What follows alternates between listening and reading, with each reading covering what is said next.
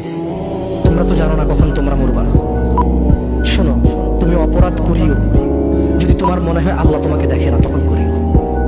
তুমি অপরাধ করিও যদি তোমার মনে হয় আল্লাহ তোমাকে জিজ্ঞেস করবে না, তুমি নিশ্চিত বেঁচে যাবা।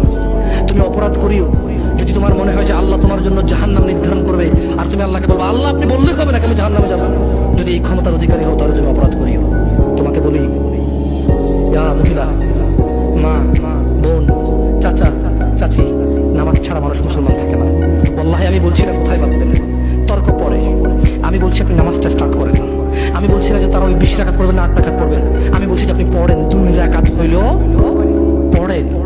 আমি বলছি যে আপনি ঈশার নামাজ 15 রাকাত দরকার নেই, আপনি শুধু 4 পড়েন। আমি কি বলছি সুন্নাত বাদ দিতে? আমি বলছি যে তুমি পড়ছো না, শোনো, ভয় পেও না, ঈশার নামাজ 15 রাকাত তোমার উপরে ফরজ নয়। আমি তোমাকে না করছি না 15 রাকাত পড়তে। আমি বলছি যে তুমি নামাজই পড়ো না, 4 পড়ো। এই 4 রাকাত ঈশা না পড়লে তুমি মুসলিম নও। 3 রাকাত মাগরিব না পড়লে তুমি মুসলিম নও। 4 রাকাত আসর না পড়লে তুমি মুসলিম নও। দেখো আমাকে দোষ দিও না, বুখারী খোলো, সালাত অধ্যায়ে যাও, আযান অধ্যায়ে যাও।